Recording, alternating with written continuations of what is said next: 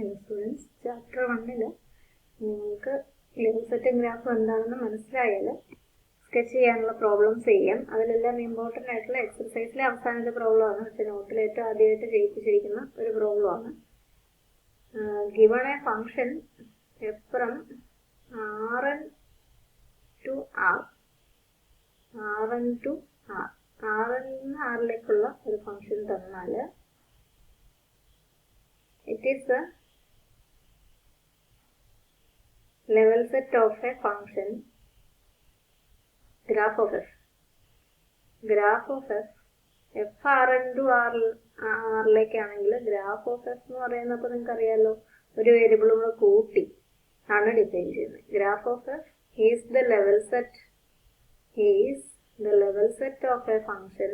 ഈ ഫംഗ്ഷന്റെ അല്ല, level set of a function from function capital F from Rn plus 1 to Rn plus 1 to R.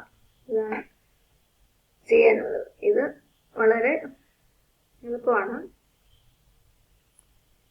Graph of a function എന്നാന്ന് നമുക്കറിയാം. അപ്പോൾ നമ്മൾ Rn plus 1 നിന്ന് Rലേക്കുള്ള ക്യാപിറ്റൽ എഫിന്റെ ഈ ലെവൽ സെറ്റിനെയാണ് ഇപ്പോൾ പരിഗണിക്കാൻ പോകുന്നത്. എഫ് ഇൻവേഴ്സ് ഓഫ് 0 എഴുതുകയാണെങ്കിൽ എന്താ, ഇത് Rn plus 1ൽ നിന്ന് ലെവൽ സെറ്റ് പറയുമ്പോൾ വേരിയബിളിന്റെ എണ്ണം കൂടുന്നില്ല. സെറ്റ് ഓഫ് ഓൾ x1, ആ ഫംഗ്ഷന് n+1 variables etcetera xn+1 such that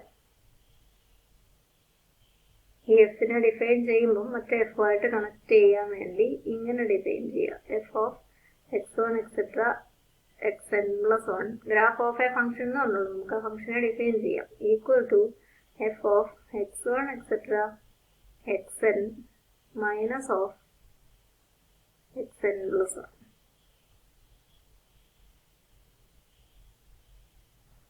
Then f inverse 0 equal to set of all points satisfying the condition of function capital F. F of x1 etc. xn+1 f inverse 0 equal to 0, or that is equal to set of all x1, x2, etc. xn+1 such that capital എഫിനെ ഇങ്ങനെയാണ് define ചെയ്തിരിക്കുന്നത്. അപ്പോൾ നമുക്ക് എന്താ പറയാൻ പറ്റുക, F of x1 etcetera xn ഇങ്ങനെ capital എഫിനെ ഡിഫൈൻ ചെയ്യുവാണെങ്കിൽ -xn+1 ഈക്വൽ ടു 0 എന്ന് കൊടുക്കാം.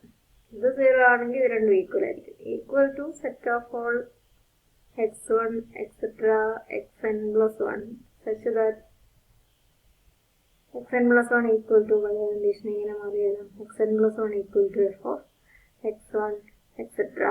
xn. f is a function from Rn to R. അപ്പോൾ അതിന്റെ ഗ്രാഫ് പറയുമ്പോൾ ഒരു കോർഡിനേറ്റ് കൂടെ കൂട്ടി, Rnൽ n കോർഡിനേറ്റ്സേ ഉള്ളൂ, ഒരു കോർഡിനേറ്റ് കൂടെ കൂട്ടി നമ്മൾ ഡിഫൈൻ ചെയ്യാൻ പോകുന്ന xn+1 equal to what was the rule of small f, f of x1 etc. xn. അതാണ് ഡിഫൈൻ ചെയ്യാൻ, ഗ്രാഫ് ഡിഫൈൻ ചെയ്യാൻ ഉപയോഗിക്കുക. So this is the graph of small f.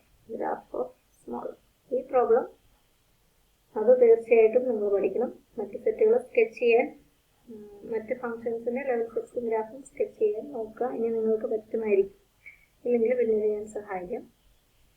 അപ്പോൾ അതോടെ നമുക്ക് ചാപ്റ്റർ 1 അവസാനിപ്പിക്കാം.